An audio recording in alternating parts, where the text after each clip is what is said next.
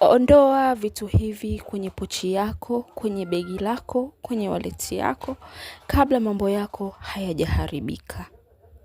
Hello, habari, karibuni tena katika channel yetu. Na kama wewe ni mgeni kwenye channel hii, tafadhali usisahau kubonyeza neno subscribe ili wa kwanza kuona kila tutakapokuwa tunaposti somo jipya.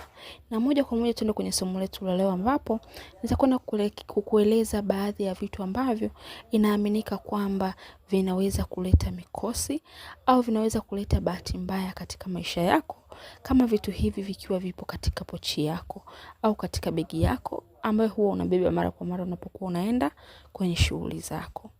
Ingawa haya ni mambo ya kiimani, mambo ya mila, mambo ya jadi, lakini watu wengi wanaamini hivyo. Kwa hiyo sio mbaya kama na wewe ukisikiliza na ukachukulia hatua hilo swala kama umeona linakugusa.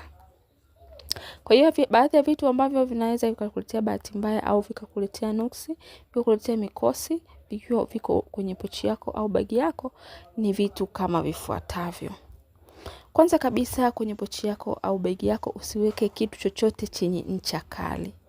Naposema kitu chochote chenye ncha kali, inamaanisha kama vile sindano, pini, wembe, yani kitu chochote ambacho kina ncha, ambacho kinaweza kusababishia jeraha, yani kinaweza kutoa damu.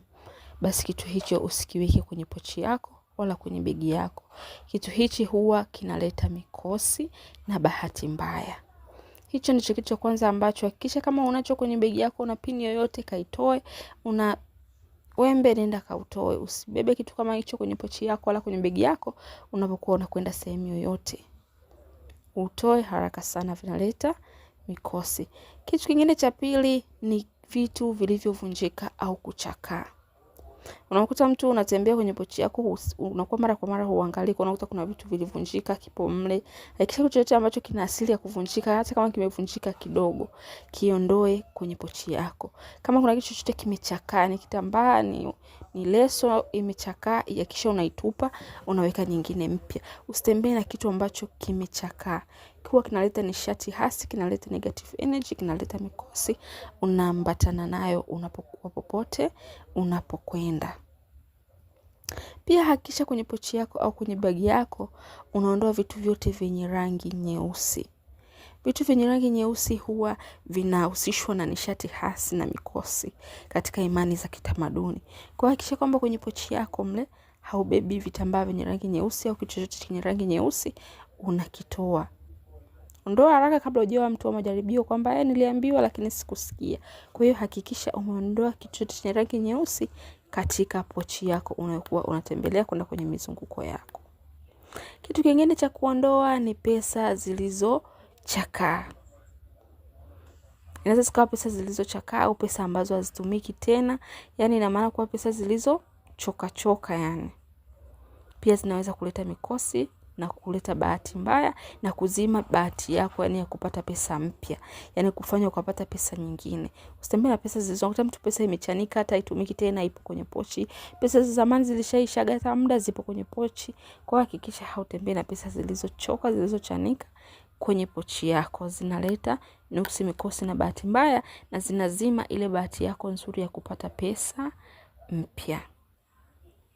Na kitu kingine ambacho unatakiwa kuondoa kwenye pochi yako, hakikisha hautembei na picha za watu ambao wametangulia, yani picha za watu ambao ni marehemu.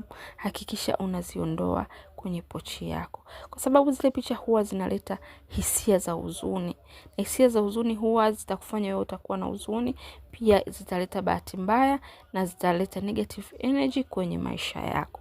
Kwa hakikisha hautembei na picha. Ndio tunawapenda watu wetu walikoondoka, watu wetu wa karibu, lakini hakikisha ile picha unaiweka sehemu nyingine, lakini usiki kwenye pochi ambayo unatembea nayo kwenye mizunguko yako unapokuwa unaenda kutafuta riziki zako. Pia kitu kingine ambacho unatakiwa kiondoa kwenye pochi yako ni wallet yako au begi yako, ili kisiweze kuleta nuksi kwenye maisha yako, kuleta bahati mbaya, kufanya ukawa ufanikiwi, mambo yako yakawa hayawi mazuri. Basi ni tiketi za bahati nasibu ambazo umeshindwa. Unakuta mtu anabeti, sio anafanyaje, zile tiketi anazoshindwa anaziweka tu kwenye pochi yake au kwenye wallet yake. Basi inabidi vitu hivyo uvitoe. Vitu vingine vya kubahatisha vyote vinavyoashiria kwamba ulibahatisha ukashindwa, yani vinaashiria hasara, basi vinaweza kuleta mikosi. Kwa hakikisha umeviondoa vitu hivyo kwenye pochi yako haraka. Vitu vyote hivyo 6 nilivyovitaja hapo, hakikisha hakuna hata kimoja kipo kwenye pochi yako. Na baada ya kuondoa vitu hivyo vyote kwenye pochi yako, basi unaweza ukawa sasa unasafisha pochi yako mara kwa mara. Yani unahakikisha kuwa imepangwa vizuri, haina vitu visivyohitajika. Yani umeondoa fedha zote zile ambazo zimechakaa, umeondoa vitu vyote ambavyo havihitajiki. Unaiweka pochi yako ikiwa iko vizuri, na unaweka vitu sasa ambavyo vinaweza kuleta bahati. Kuna vitu mara nyingi naelezaga vitu vinavyoweza kuleta bahati kwenye maisha yako, ndio utakuwa uviweke kwenye pochi. Na vitu hivyo ni kama vile sarafu za fedha. Unaweza ukaiweka kule kwenye pochi yako, na vitu vingine vingi naelezeaga sana. Unaweza ukasikiliza ukaelewa kuna vitu ambavyo ukiweka kwenye pochi vinaleta bahati.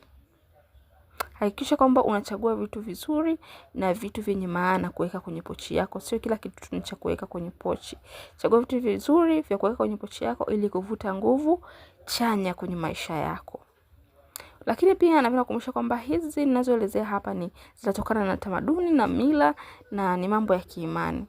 Kwa hiyo ni muhimu kufuata kile unachokiamini wewe.